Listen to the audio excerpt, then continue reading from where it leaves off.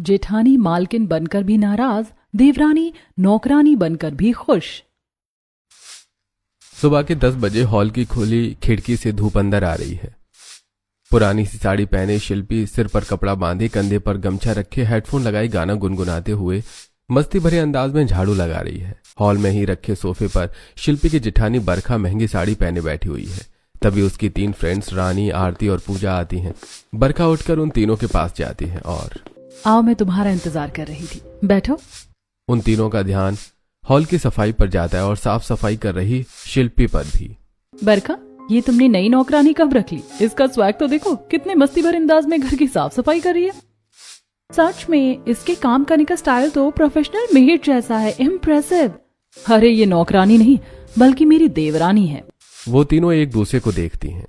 पर इसके पहनावे से तो ये नौकरानी लग रही है। सिर पर कपड़ा बंधा हुआ है, कंधे पर गमछा, बिल्कुल नौकरानी स्टाइल।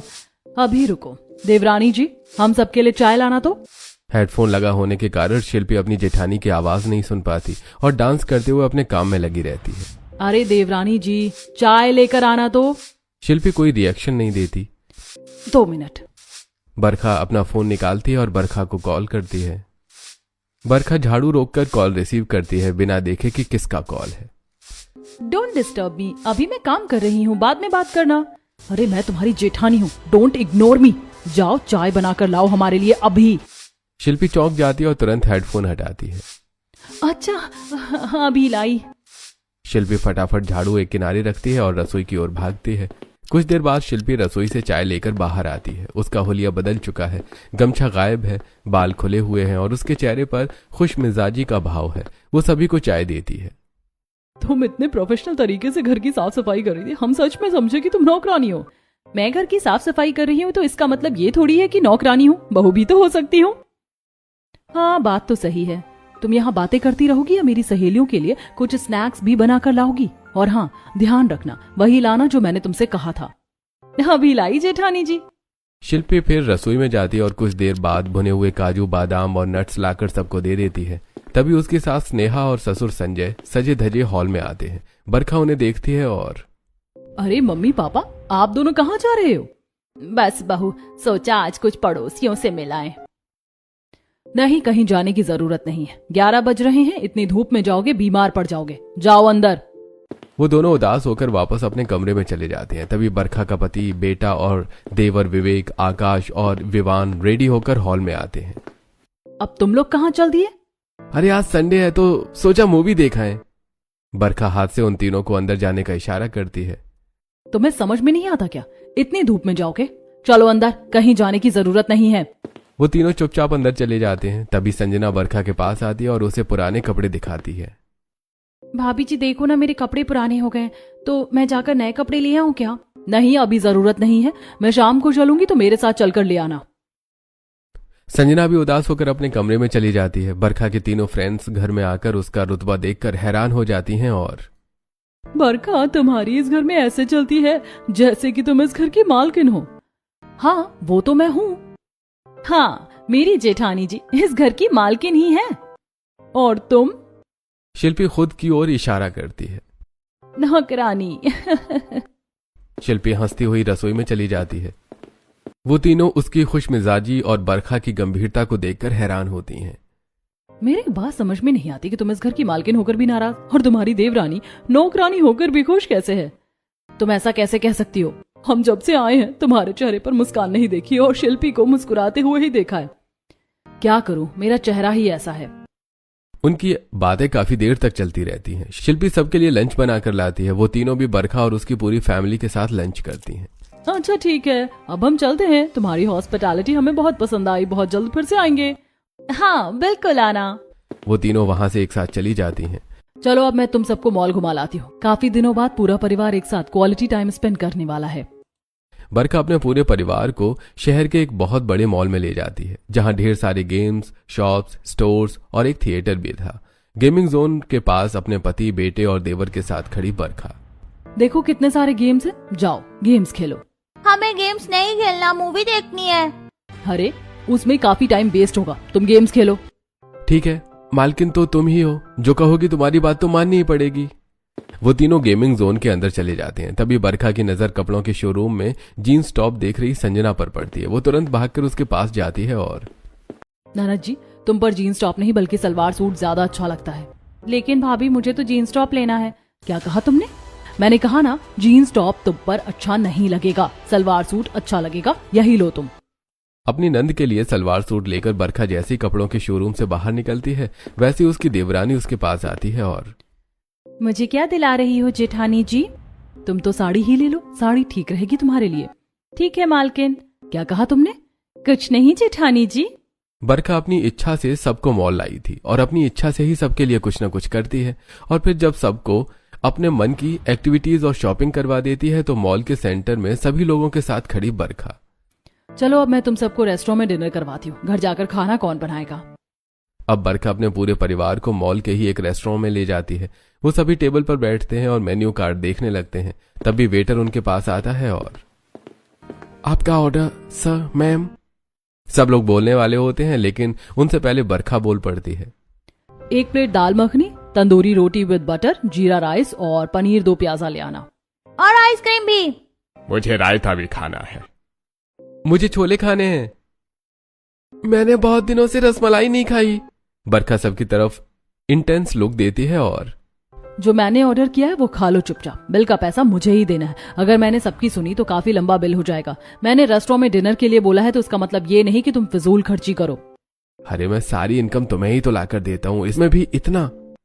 हाँ, घर मुझे चलाना पड़ता है तो बचत तो करूंगी ही। बरखा की कड़क आवाज सबको खामोश कर देती है। वेटर बरखा की ऑर्डर की हुई डिशेस लाता है जिसे सब लोग चुपचाप खाते हैं। बरखा खाने का बिल पे करती है और वो सभी घर वापस लौट जाते हैं। बरखा हाथ मुंह धोने के लिए अपने कमरे में जाती है। बाकी का पूरा परिवार हॉल में ही रुकता है। उसके जाते ही सबके चेहरे खिल उठते हैं। अरे मुझे तो बिल्कुल भी मजा नहीं आया, खाना एकदम बकवास था। कैसे कपड़े दिलाती हैं भाभी ने मुझे तो कुछ और ही पसंद था। हमें मूवी देखने जाना था लेकिन मम्मी ने तो पता नहीं कहाँ भेज दिया। मैं अभी आप सबका मूड फ्रेश करती हूँ। चलो सब मिलकर अंताक्षरी खेलते हैं। हाँ चलो। वो सभी गोल घेरा बनाकर बैठ जाते हैं। सबसे पहले मैं शुरू करूंगा। संजय स्नेहा की तरफ देखता है और बनाकर तसव्वुर ने तोड़ा कलम, बहुत खूबसूरत है मेरा सनम। माँ से गाओ सब। ये माना मेरी जान, मोहब्बत सजा है, मजा इसमें इतना मगर किस लिए है। मम्मी जी ये चीटिंग है, आपको माँ से गाना था या से नहीं। अंताक्षरी शुरू हो जाती है और देखते ही देखते हॉल में हंसी ठिठोली और संगीत का माहौल बन जाता है। तभी बरखा वहां आती है। अरे तुम सब यहाँ क्या कर रहे हो? जाओ अपने अपने कमरे में सो जाओ, कल तुम्हें कोई काम नहीं है क्या? भागो, मालकिन आ गई। सब लोग तुरंत अपने अपने कमरों में भाग जाते हैं। क्या कहा तुमने? अरे सॉरी जेठानी जी। अब शिल्पी भी अपने कमरे में चली जाती है। अगली सुबह ट्रैक सूट पहने शिल्पी छत पर एक्सरसाइज कर रही थी। पड़ोसी गीता और प्रभा भी अपनी अपनी छत पर योगा कर रही थी। तभी हॉल में फोन लिए बरखा। देवरानी जी कहाँ हो? आकर बच्चों को स्कूल के लिए रेडी कर दो, मैं कुछ जरूरी काम कर रही हूँ। अभी आई जेठानी जी। शिल्पी भागकर बरखा के कमरे में जाती है और विवान को रेडी करके उसे हॉल में बरखा के पास लाती है। बरखा उसे टिफिन देती है और मैंने टिफिन में फ्रूट्स रख दिए हैं, तुम लंच में खा लेना। बरखा विवान को टिफिन देती है और शिल्पी विवान का गाल चूम कर खुद उसे स्कूल बस तक छोड़ने जाती है और फिर वापस हॉल में आती है। देवरानी जी अब तुम सबके लिए नाश्ता बनाओ। जी जेठानी जी, मैं अभी जाती हूँ। तभी अपने कमरे में बिस्तर पर बैठा संजय। अरे बहू, मुझे दवाई खानी है, पानी ला दो। अपने कमरे में ऑफिस के लिए रेडी हो रहा विवेक। बरखा, तुमने मेरी घड़ी देखी है क्या? अपने कमरे में बनियान और पैंट पहने खड़ा आकाश। शिल्पी तुम कहाँ चली गई? मेरी शर्ट नहीं मिल रही है। शिल्पी तेजी से हर किसी का काम करती है। सबसे पहले अपने ससुर को जाकर पानी देती है, फिर जेठ को घड़ी और अपने पति को प्रेस की हुई शर्ट, और फिर किचन में चली जाती है। लेकिन उसकी जेठानी बेपरवाह हॉल में बैठी फोन चलाती रहती है। इन लोगों की आवाजें छत पर योगा कर रहे पड़ोसियों ने भी सुनी। सब लोगों ने अपने अपने काम गिना दिए जो शिल्पा बहू नहीं किए होंगे और उसकी जेठानी मुंह फुलाए मालकिन बनी है, कोने में बैठी होगी। हाँ ये तो है, लेकिन जो जेठानी है वो मालकिन बनकर भी नाराज है और देवरानी नौकरानी बनकर भी खुश है। हाँ सही बात है, हमने कभी जेठानी को हंसते हुए नहीं देखा और देवरानी को कभी उदास नहीं देखा। वो हमेशा मुस्कुराती ही रहती है। पड़ोसियों को भी दोनों देवरानी जेठानी के बारे में पता था। जिस समय वो दोनों आपस में बातें कर रही थी उस समय एक पूरा परिवार हॉल में इकट्ठा हो चुका था और बरखा हॉल में रखी हर एक चीज जैसे गमले, टीवी, पेंटिंग्स, टेबल्स अच्छी तरह जांच रही थी। तभी शिल्पी चाय और पकौड़े लिए वहां आती है। ऐसे घर की साफ सफाई करते हैं, एक चीज अपनी जगह पर नहीं है। ये गमला यहाँ है, टीवी टेढ़ी है, सोफा ऐसे नहीं रखते। अरे बहू तुम इतना नाराज क्यों हो रही हो? सब व्यवस्थित तो है। बरखा गमले, टीवी और सोफे की तरफ इशारा करती है। और कहाँ व्यवस्थित है? आप ही देखो कितना अस्त व्यस्त है, और आप मेरे बीच में मत बोलो। ठीक है, नहीं बोलते। क्या हुआ जेठानी जी, मुझसे बताओ, मैं सही करती हूँ। ऐसे व्यवस्थित करते हैं घर। शांत शांत शांत। मैं करती हूँ, जैसा बोलोगी वैसा करती हूँ। अब जेठानी देवरानी को गाइड करती और वो उसके कहे अनुसार गमले, टीवी और सोफे व्यवस्थित कर देती है। अब ठीक है, आप खुश हो? हाँ ठीक तो है, और देख के बताती हूँ और क्या कमी है। अब शिल्पी सोफे पर बैठ जाती है और हाँ ठीक है, देखो तब तक मैं थोड़ा आराम कर लेती हूँ। अरे आराम करने का वक्त नहीं है, मार्केट जाकर सब्जियां ले आओ। अभी लेकर आती हूँ जेठानी जी। शिल्पी फटाक से बाजार सब्जियां लेने चली जाती है। अब तक तो आप समझ ही गए होंगे कैसे जेठानी घर की मालकिन है और देवरानी नौकरानी। काफी सालों से ऐसे ही चल रहा था। एक दिन बरखा अपने कमरे में कॉपी पेन लिए बैठी लिस्ट बना रही थी। क्या क्या खाने में रखा है, किस किस को बुलाना है। तभी विवेक कमरे में आता है और तुम क्या कर रही हो? देख नहीं रहे हो, लिस्ट बना रही हूँ। तुम्हें तो विवान का बर्थडे याद ही नहीं रहता, मुझे सब संभालना पड़ता है। अरे हाँ, मालकिन हो तुम तो तुम्हें ही सब कुछ देखना पड़ेगा ना। हाँ बिल्कुल सही बात है। तभी संजय वहां आता है। बहू मुझे 2000 रुपए की जरूरत है, थोड़ा काम है। क्या काम है? इतना पैसा नहीं है मेरे पास। 500 रुपए देती हूँ, इससे काम चला लो। अपनी बहू से 500 रुपए लेकर संजय वहां से चला जाता है। कुछ देर बाद आकाश वहां आता है। भाभी मुझे 5000 रुपयों की जरूरत है। अब तुम्हें क्या जरूरत पड़ गई इतने पैसों की? मुझे गाड़ी की हेडलाइट सही करवानी है। 5000 में गाड़ी की? नहीं। बरखा उसे पर्स से निकालकर 2000 रुपए दे देती है। ये लो 2000 रुपए, इसी में काम कराओ। बरखा से 2000 रुपए लेकर आकाश वहां से जाकर हॉल में अपने मम्मी पापा के साथ बैठ जाता है। वो तीनों उदास थे। तभी वहां शिल्पी आती है और उनके उदास चेहरे देखकर, अरे आप सब उदास क्यों हो? शिल्पी की बात का उनमें से कोई भी कुछ जवाब नहीं देता। अरे बताओ तो सही, क्या बात है? सब तुम्हारी जेठानी की वजह से है। क्यों, मेरी जेठानी ने क्या किया? बहू देखती तो हो, वो मालकिन बनी बैठी और हर बात पर हुक्म चलाती, अपनी मनमर्जी चलाती, हमारी बात नहीं सुनती। और तुम्हें नौकरानी बनाकर रखा है उसने, और हमें अपने खर्चे के लिए उससे पैसे मांगने पड़ते हैं। हाँ बात तो सही है, जेठ जी भी उन्हें ही सारी सैलरी ला कर देते हैं और मेरे पति भी। तुम्हें इस बात से शिकायत नहीं है? किस बात की शिकायत? वो घर की बड़ी बहू हैं, मालकिन बनी हैं, तो घर का अच्छा ही चाहेंगी। हाँ लेकिन बस वो एक बार खुश हो जाए। उनके चेहरे पर मैं खुशी देखना चाहती हूँ, लेकिन वो खुश है ही नहीं। उनके चेहरे पर हमेशा नाराजगी रहती है। हाँ बहू, लेकिन मेरी बड़ी बहू पहले ऐसी नहीं थी। हाँ मैंने देखा है, जब शादी करके आई थी तब तो वो कितनी खुश मिजाज हुआ करती थी। हाँ भाभी की ही तो पसंद हो तुम। उनकी बातें चली रही थी कि तभी बरखा वहां आती है और उसे देखकर सब खामोश हो जाते हैं। देखो 4 दिन बाद विवान का बर्थडे है, तो मैंने ये खाने और मेहमानों की लिए लिस्ट बनाई है। आप लोगों की जिम्मेदारी है सारी तैयारियां करने की। हाँ ठीक है, हम सब मैनेज कर लेंगे। तभी शिल्पी अपनी जेठानी के हाथ से लिस्ट लेकर देखती है और इतने सारे मेहमानों के लिए इतना कम खाना, खाना कम पड़ जाएगा जेठानी जी। खाना कम नहीं पड़ेगा, मैंने पूरा हिसाब लगा लिया, सब बराबर फिट बैठेगा। अरे बात तो समझिए, मालकिन तुम हो या मैं हूँ, तुमसे जितना मैं कहूँ उतना करो, ज्यादा हिसाब किताब लगाने की जरूरत नहीं है। ठीक है जेठानी जी, जैसा आप कहो। तो ठीक है, खाना बनाने की जिम्मेदारी तुम्हारी, मार्केट का काम आकाश का, मेहमानों को इनवाइट विवेक कर देंगे, और हाँ मम्मी पापा जब मेहमान आए उनका स्वागत करने की जिम्मेदारी आपकी है।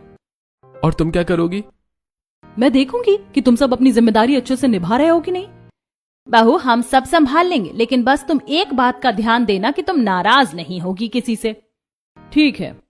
बरखा की दी हुई जिम्मेदारियां और लिस्ट के अनुसार सब अपने अपने काम पर लग जाते हैं। आकाश मार्केट का काम पूरा करता है, विवेक मेहमानों को इनवाइट करता है, और विवान के बर्थडे वाले दिन शिल्पी किचन में gulab jamun, chips, French fries, नमकीन, ब्रेड पकौड़े, दाल मखनी, तंदूरी रोटी, पनीर 2 प्याजा और जीरा राइस बनाती है। तब तक संजना पूरे हॉल को विवान के बर्थडे के लिए डेकोर कर देती है। सारी तैयारियां हो गई हैं, अब बस विवान का बर्थडे केक आना बाकी है। कुछ ही देर में बरखा विवान का बर्थडे केक लेकर आती है और हॉल के बीचों बीच सजे टेबल पर रख देती है। उसके बाद शिल्पी आकाश और संजना के साथ मिलकर अपना बनाया हुआ खाना हॉल में लगे स्टॉल पर रख देती है और फिर वो सभी अपने अपने कमरे में जाकर कुछ देर में स्टाइलिश कपड़े पहनकर हॉल में आते हैं और फोटोग्राफर भी आ जाता है। तभी बरखा उसके पास आती है और तुम मेरे ही साथ रहना और जो भी मुझसे मिलने आए मेरे साथ सबके फोटोज क्लिक करना। Okay ma'am. कुछ देर में मेहमान आने शुरू हो जाते हैं और पूरा परिवार एक एक करके उनके पास जाकर उनसे बातें करने लगता है। विवान भी अपने दोस्तों के साथ मस्ती कर रहा होता है और बरखा फोटोग्राफर के साथ खड़ी रह जाती है। ये सब अपनी मर्जी कर रहे हैं। मैंने इतना महंगा फोटोग्राफर हायर किया था ताकि हम सब साथ में फोटोज क्लिक करवा सके, लेकिन कोई फोटो ही नहीं खिंचवा रहा। मेरा तो दिमाग खराब हो रहा है। तभी बरखा के पास उसकी तीनों सहेलियां आती हैं और अरे तुम इतनी नाराज क्यों हो? आज तो तुम्हारे बेटे का बर्थडे है। मेरे ससुराल वाले मुझे खुश कहाँ रहने देते हैं, अपने मन की करते हैं। खैर कोई बात नहीं, चलो केक कटवाते हैं। लिसन एवरीवन, केक कटिंग का टाइम हो गया है। सब लोग टेबल के अराउंड इकट्ठा होते हैं। बरखा और विवेक विवान से केक कटवाते हैं। विवान उनको केक खिलाता है। फोटोग्राफर हर एक मोमेंट के फोटोज क्लिक करता है। आप सब मेहमान खाना खाकर जरूर जाना। सभी मेहमान प्लेट्स उठाकर फूड स्टॉल के पास जाकर प्लेट में थोड़ा थोड़ा सब कुछ रखने लगते हैं, लेकिन कुछ देर बाद ही अरे सब्जी खत्म हो गई। अरे पुलाव भी खत्म हो गया है, गुलाब जामुन भी खत्म हो गए। किसने अरेंजमेंट किया था? कितना गंदा अरेंजमेंट है। एक कोने में खड़ी बरखा उन सभी की बातें सुन रही थी। तभी रानी उसके पास आती है और जब तुम्हें पता था इतने लोगों को आना है तो खाना थोड़ा ज्यादा बनवाती, खत्म हो गया ना। सभी मेहमान और बरखा की सहेलियां खाना खाते हुए शिकायत करते हैं और आधा पेट खाकर अपने अपने घर वापस लौट जाते हैं क्योंकि खाना खत्म हो चुका था। सभी मेहमानों के जाने के बाद बरखा गुस्से में शिल्पी के पास जाती है। देवरानी जी, ये क्या किया तुमने? तुमने मेरी बेइज्जती करवा दी। जेठानी जी, मैंने पहले ही बताया था कि खाना कम पड़ जाएगा, आपने मेरी बात नहीं मानी। अब आप मुझे ब्लेम कर रही हैं। जब आप मालकिन बनी हैं तो गड़बड़ी की जिम्मेदारी भी आप ही की हुई ना। मेरी क्या गलती है इसमें? तुम मेरी देवरानी हो, मुझसे जुबान मत लड़ाओ। ये बात कभी मत भूलना कि मैं ही तुम्हें इस घर की बहू बनाकर लाई थी। हाँ लाई थी, तो कोई एहसान नहीं कर दिया। आपने मुझ में कुछ खास देखा होगा तभी मुझे पसंद किया था, और वैसे भी आपकी देवरानी बनकर मुझे मिला ही क्या है। आपने मुझे इस घर की नौकरानी बनाकर रख दिया है। फिर भी मैं शिकायत नहीं करती क्योंकि सोचती हूँ कि आप मेरी जेठानी हो, बड़ी बहन जैसी हो। मैं आपका सम्मान करती हूँ, आपसे डरती नहीं हूँ जो आपकी हर बात नौकरानी की तरह मान लेती हूँ। इतना चिल्लाने की जरूरत नहीं है। इस घर की मालकिन मैं हूँ। मैं जो चाहूंगी वही होगा, और आज जो कुछ भी हुआ है तुम्हारी वजह से हुआ है। अब दोनों देवरानी जेठानी अपने अपने कमरे में चली जाती हैं, लेकिन पूरा परिवार शिल्पी के कमरे में जाता है जहां वो बिस्तर पर बैठी रो रही थी। चुप हो जाओ बहू, तुम्हारी जेठानी की तो आदत है। मम्मी जी, उन्होंने बहुत गंदे तरीके से बात की, मुझे बहुत बुरा लगा। उन्हें ऐसा नहीं बोलना चाहिए था। हाँ, उसे ऐसा नहीं बोलना चाहिए था, लेकिन वो हमेशा से ऐसी नहीं थी। धीरे धीरे उसमें ये बदलाव आया है। शिल्पी आंसू पोंछती है और मम्मी जी बताओ तो, मेरी जेठानी इस घर की मालकिन कैसे बन गई और वो सबसे नाराज क्यों रहती है? जब तुम्हारी जेठानी आई थी तो बहुत अच्छी थी, सबका बहुत ख्याल रखती थी, सबसे हंस हंस कर बात करती थी, बहुत मिलनसार थी। पड़ोसी भी उसकी बहुत तारीफ करते थे। बरखा अपने पड़ोसियों को भी बुला बुलाकर चाय और नाश्ता देती थी। आंटी जी, आ जाओ, चाय पी लो। और जब पड़ोसन आकर हॉल में पूरे परिवार के साथ बैठ जाती तो बरखा उन्हें चाय और कुकीज लाकर दे देती, और जब वो देखती कि वो कुकीज नहीं खा रही तो आंटी जी, कुकीज खाइए और बहुत रखिए, मैं ले आती हूँ। अरे बस बस बरखा बहू, तुम्हारी बहू कितनी अच्छी है, स्नेहा कितनी मिलनसार है, सबसे कितना हंसती बोलती है। और जब हॉल में या किचन में सबकी नजरों से छुपकर बरखा अपनी सास को मिठाई खाते हुए देखती तो टोक देती, मम्मी जी आप ज्यादा मीठा मत खाओ, आपको शुगर हो जाएगी। और जब भी अपने ससुर को अपने कमरे या हॉल में बैठा हुआ देखती तो पापा जी आप थोड़ा चला फिरा करो, इस उम्र में हड्डियां मजबूत होंगी। और वो जब भी आकाश को फोन पर किसी लड़की से बात करते हुए देखती तो उसे भी समझाती, देवर जी किसी लड़की के चक्कर में मत पड़ना, आजकल जमाना खराब है, मैं आपके लिए प्यारी सी पत्नी लाऊंगी। और जब भी वो अपनी नंद को बैकलेस टॉप या शॉर्ट जीन्स में देखती तो उसे भी समझाती कि कैसे कपड़े पहनने चाहिए और कैसे नहीं। पूरा परिवार बरखा से बहुत खुश था। फिर एक दिन पूरा परिवार हॉल में इकट्ठा हुआ। तब बहू, अब मैं थक गई हूँ घर संभालते संभालते, तो अब से घर की जिम्मेदारी तुम संभालो। लेकिन मम्मी जी आप बड़ी हो, आप मुझे बताना क्या करना है, मैं करती रहूंगी। मैं इतनी बड़ी जिम्मेदारी कैसे संभालूंगी? अभी बताती हूँ कैसे संभालेगी। सुनो आकाश और विवेक, अब से तुम दोनों अपनी सैलरी बहू के हाथ में देना, और बहू ध्यान रखेगी कि कितना खर्च होता है और कितनी बचत। उस दिन से बरखा घर वालों को खुश करने के लिए वो सब करने लगी जो अननेसेसरी था। उनसे बिना पूछे, उनकी बिना पसंद और नापसंद जाने एक दिन बरखा करेले की सब्जी बनाकर हॉल में लाती है। सब लोग जैसे ही करेला देखते हैं, बहू मुझे तो मेथी खानी है, तुमने करेले क्यों बना दिए? मम्मी जी, हेल्थ के लिए करेले बहुत अच्छे हैं। बरखा धीरे धीरे सब पर अपनी मर्जी थोपने लगी, यहाँ तक कि अपने ससुर पर भी जबरदस्ती उन्हें वॉक करने के लिए फोर्स करती। बहू मैं थक गया, मैं अब कहीं नहीं जाऊंगा, मेरे घुटने भी दर्द करने लगे हैं।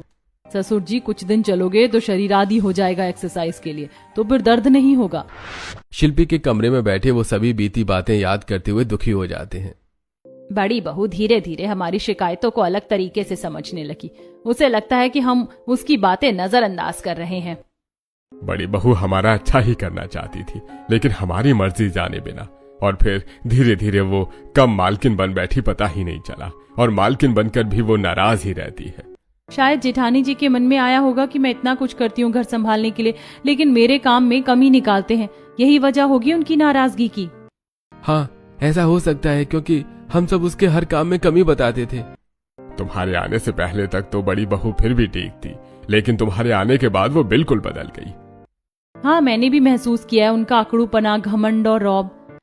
जब से तुम आई हो तो हम सबका ध्यान तुम्हारी तरफ गया। तुम हंसमुख थी, तुम मिलनसार थी, तो हमने तुमसे अच्छे से बात की, तुमने हमारा ख्याल रखा, तो वो तुमसे भी चिढ़ने लगी, तो उसने तुम्हें नौकरानी बनाकर रख दिया। फिर भी तुम्हारी जेठानी उदास है। जेठानी जी की उदासी इसलिए है क्योंकि शायद उनसे कोई खुश नहीं है। और तुम खुश क्यों रहती हो नौकरानी बनकर?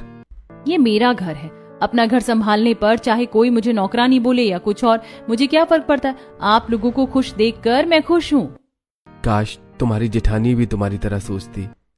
जेठानी जी भी मेरी तरह हो जाएंगी, बस आप सब मेरी बात मानिए। शिल्पा एक प्लान बनाती और सबसे बताती है, और अगले दिन से ही पूरा परिवार उसी का प्लान फॉलो करता है। अगले दिन विवान जब स्कूल से आता है तो वो हॉल में बैठी अपनी मम्मी के पास न जाकर अपनी चाची के पास जाता है और चाची पेंसिल ला दो ना, पेंसिल खत्म हो गई है। शिल्पी अपने कमरे में जाती है और विवान को पेंसिल लाकर दे देती है। चाची होमवर्क भी करा दो। अपनी मम्मी से बोलो ना, मुझे बहुत काम है। मम्मी के पास तो टाइम ही नहीं है, वो पता नहीं क्या करती रहती है। चलो विवान बेटा, मैं तुम्हें होमवर्क करवाती हूँ। बरखा विवान को अपने कमरे में ले जाती है। उसी दिन शाम को शिल्पी हॉल की डस्टिंग कर रही थी और बरखा उसे देख रही थी। तभी संजना शिल्पी के पास आती है और छोटी भाभी, जॉब सर्च करने में मेरी हेल्प करो ना, मुझे जॉब नहीं मिल रही। अरे जेठानी जी से कहो ना, वो तुम्हारी हेल्प करेंगी। वो क्या हेल्प करेंगी? उनकी जिद की वजह से तो आज मैं बेरोजगार हूँ। उन्होंने जिद करके मुझे बीकॉम करवाया था। ठीक है, मैं ये काम कर लूँ, फिर मैं तुम्हारी हेल्प करती हूँ। उन दोनों की बातें सुनकर बरखा अपने कमरे में चली जाती है, जहां पहले से ही विवेक मौजूद था। तुम्हारी देवरानी कितनी अच्छी है ना? ऐसा क्या कर दिया उसने जो तुम उसकी तारीफ कर रहे हो?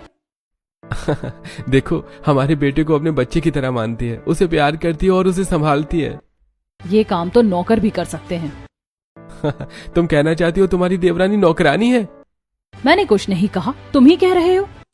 अगर ऐसा है तो भगवान ऐसी नौकरानी हर घर में दे, जो पूरे परिवार को संभालती है, सबको खुश रखती है और खुद भी खुश रहती है। नहीं तो कुछ लोग तो मालिक बनकर भी नाराज ही रह जाते हैं। कहीं तुम्हारा इशारा मेरी तरफ तो नहीं? अरे मैंने तो तुम्हें कुछ नहीं कहा, तुम खुद ही कह रही हो। बरखा विवेक को घूर कर देखती है तो वो चादर ओढ़कर सोने का नाटक करने लगता है। अगले कुछ दिनों तक ऐसे ही चलता रहता है। पूरा परिवार बरखा के सामने उसकी देवरानी की तारीफ करता है और समझाने की कोशिश करता है कि वो परिवार के लिए क्या करती है। फिर एक दिन विवान स्कूल से आकर सीधा बरखा के पास जाता है और स्कूल बैग से निकाल कर स्कूल में बनाई हुई फैमिली पेंटिंग उसे दिखाता है। मम्मा देखो, मैंने आज स्कूल में क्या बनाया। बरखा पेंटिंग लेती है और क्या बनाया मेरे बच्चे ने? पेंटिंग में शिल्पी पूरे परिवार को गले लगाए हुए है और बरखा दूर खड़ी सबको दोनों हाथ कमर पर रखे घूर रही है। अरे इस पेंटिंग में मैं कहाँ हूँ और ये कौन है सबको पकड़े हुए? शिल्पी की ओर इशारा करके। ये चाची है जो हम सबसे प्यार करती हैं, सबका ख्याल रखती हैं। बरखा की ओर इशारा करके। और वो आप देखो कैसे खड़ी हो।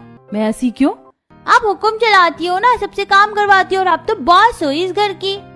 विवान की बात सुनकर बरखा को थोड़ा गुस्सा आता है, लेकिन तभी दूर खड़ी स्नेहा उन दोनों की बातें सुन रही उनके पास आती है और विवान बेटा, तुम्हारी चाची ने फ्रिज में आइसक्रीम रखी है, जाओ खा लो। विवान उठकर किचन की तरफ चला जाता है। बहू देखो, बच्चे मन के सच्चे होते हैं, झूठ नहीं बोलते। जैसा उसने देखा वैसा उसने मान लिया। तुम सब पर हुक्म चलाती हो, रौब झाड़ती हो, और तुम्हारी देवरानी सबका ख्याल रखती है, सबसे प्यार से पेश आती है। लेकिन तुम पहले ऐसी बिल्कुल भी नहीं थी। तुम तो अपनी देवरानी की तरह मिलनसार थी, सबका ख्याल रखती थी, लेकिन ना जाने तुम कब ऐसी हो गई। अपनी बात खत्म करके स्नेहा वहां से अपने कमरे की तरफ चली जाती है। मैं कैसी हो गई? क्या सच में पूरा परिवार मेरे बारे में ऐसा सोचता है?